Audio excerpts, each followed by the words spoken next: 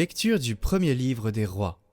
En ces jours-là, la reine de Saba avait entendu parler de la renommée de Salomon, qui faisait honneur au nom du Seigneur. Elle vint donc pour le mettre à l'épreuve en lui proposant des énigmes. Elle arriva à Jérusalem avec une escorte imposante, des chameaux chargés d'aromates et d'une énorme quantité d'or et de pierres précieuses. Quand elle fut parvenue auprès de Salomon, elle lui exposa les questions qu'elle avait préparées. Mais Salomon trouva réponse à tout, et ne fut arrêté par aucune difficulté. Lorsque la reine de Saba vit toute la sagesse de Salomon, le palais qu'il avait construit, les plats servis à table, le logement de ses officiers, la tenue du service et l'habillement des serviteurs, ses sommeliers, les holocaustes qu'il offrait à la maison du Seigneur, elle en eut le souffle coupé, et elle dit au roi : « Ce que j'ai entendu dire dans mon pays sur toi et sur ta sagesse, c'était donc vrai. Je ne voulais pas croire ce qu'on disait, avant de venir et de voir de mes yeux, mais voilà qu'on ne m'en avait pas appris la moitié. Tu surpasses en sagesse et en magnificence la renommée qui était venue jusqu'à moi. Heureux tes gens, heureux tes serviteurs que voici, eux qui se tiennent continuellement devant toi et qui entendent ta sagesse. Béni soit le Seigneur ton Dieu, qui t'a montré sa bienveillance en te plaçant sur le trône d'Israël. Parce que le Seigneur aime Israël pour toujours. Il t'a établi roi pour exercer le droit et la justice. » Elle fit présent au roi de 120 lingots d'or, d'une grande quantité d'aromates et de pierres précieuses. Il n'est plus jamais venu une quantité d'aromates pareille à celle que la reine de Saba avait donnée au roi Salomon.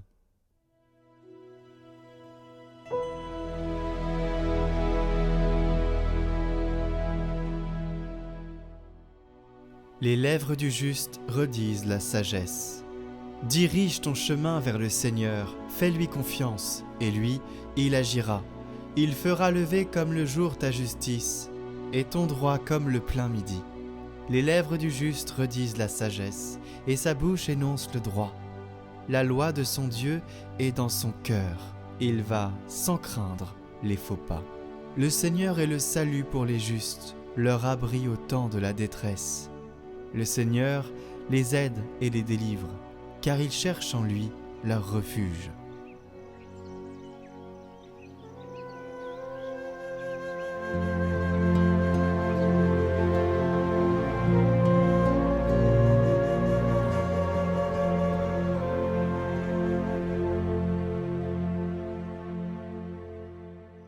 Évangile de Jésus-Christ selon saint Marc.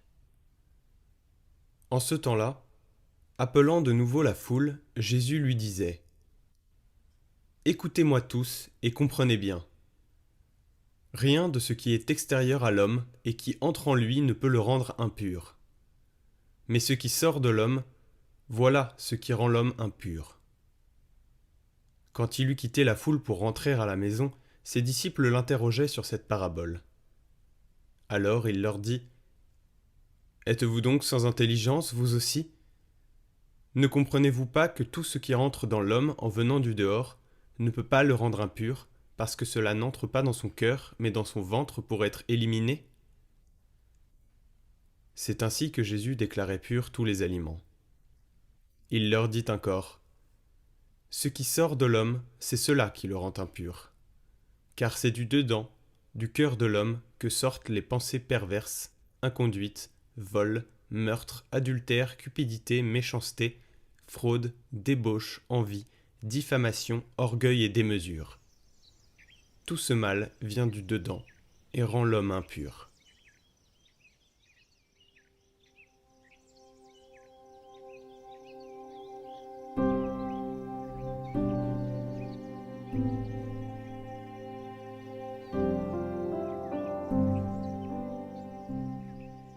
Commentaire de saint Grégoire le Grand. C'est du cœur de l'homme que sortent toutes les pensées perverses. Quel est celui qui peut être jugé avec moi ? Qu'il vienne. Un saint doit à l'assistance de Dieu de se garder si bien dans ses œuvres qu'extérieurement on ne trouve contre lui aucun chef d'accusation. Et intérieurement, il est dans ses pensées d'une vigilance si circonspecte que, si la chose n'était pas impossible, il apparaîtrait toujours irréprochable aux yeux du juge intérieur. Mais autant il peut parvenir à ne pas faillir extérieurement dans l'action, autant intérieurement, il ne peut parvenir à ne jamais faillir dans la pensée. Car pour être tombé de l'intime de son être, la conscience de l'homme est toujours sur une pente glissante. Même un saint Job parle donc autant en son nom qu'au nom des élus quand il dit « Quel est celui qui peut être jugé avec moi ? Qu'il vienne !» C'est que dans sa conduite extérieure, il n'a rien qui puisse être repris, et c'est en homme libre qu'il appelle un accusateur. Mais le cœur du juste se reprend quelquefois lui-même pour une folle pensée, et c'est sans doute ce qui explique ces nouvelles paroles. Qu'ai-je donc à me consumer en silence ? C'est en silence en effet que se consume l'homme, qui se reprenant pour une folle pensée, se sent mordu par la dent de la conscience. C'est se consumer, en effet, en silence que de retrouver en soi-même un foyer dévorant. Bonjour à tous, cette vidéo, je vais pas y aller par quatre chemins, c'est pour recruter des bénévoles pour Catoglade, pour continuer à bien fonctionner, pour continuer à proclamer la parole et pour tout simplement évangéliser davantage. Si ça vous tient à cœur, la mission, eh bien je vous propose de nous rejoindre. Nous avons besoin de plusieurs profils que je vais détailler juste après, mais vous savez, on a tous des charismes différents, on n'est pas forcément très bon sur internet, on n'est pas forcément très bon pour lire, pour chanter. L'église a besoin de tout le monde, de tous les charismes. Il y en a qui sont bien dans le bureau, il y en a qui sont bien devant les autres, à enseigner. On est tous différents et Catoglade a besoin, comme de toute organisation, de tout charisme. Donc il y a tout simplement, premièrement, l'assistant promotion. C'est promouvoir Catoglade sur les réseaux avec des posts, des publications, des initiatives. Si vous avez fait une école de commerce ou de communication, ou si vous connaissez bien les réseaux et savez manier un peu les sites de création de contenu comme Canva, eh bien vous pouvez tout simplement postuler à ça. On ne demande pas une personne qui soit une experte, mais une personne qui ait des idées et qui peut nous aider à promouvoir et continuer d'innover en cela. Nous avons aussi besoin d'un responsable pour notre site internet qui est sur WordPress et on a besoin d'une personne qui sait tout faire sur les sites, qui puisse agencer le design, les contenus, tout ajouter, tout enlever, tout programmer, voilà. On veut que notre site soit beaucoup mieux qu'il ne l'est actuellement. Si vous savez faire, contactez-nous. Nous avons aussi besoin, troisième poste, d'un créateur de contenu. Donc vous souhaitez nous aider à créer du contenu pour prier, pour enseigner ou pour raconter la vie des saints. C'est un travail de recherche, de rédaction, d'inspiration. Donc votre objectif sera de proposer, en suivant le calendrier liturgique, des contenus sur lesquels vous aurez fait des recherches. On ne demande pas des gens qui soient des rats de bibliothèque ou voilà, qui savent absolument rédiger parfaitement. On veut juste une personne qui travaille sur les sujets, qui connaît un peu quand même, et qui puisse nous aider à créer du contenu. Elle a juste à écrire, on a des lecteurs qui liront. Et ensuite, eh bien, on cherche un bras droit. Ah, mais qu'est-ce que c'est qu'un bras droit ? Un bras droit.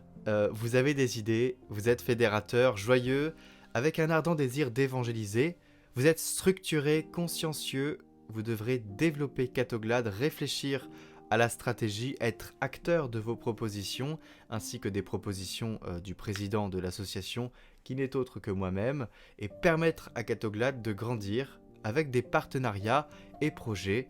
Vous avez bien sûr moins de 30-35 ans, et vous avez quand même un peu de temps à accorder à Catoglade, donc pas non plus extraordinairement beaucoup de temps, mais quand même environ, disons 5 heures par semaine tout simplement, plus ou moins.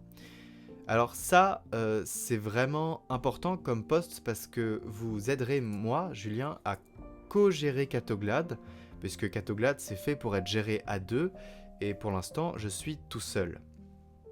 Donc, si vous êtes jeune en école de commerce, j'aime bien ceux qui sont en école de commerce parce que ils sont pleins de projets.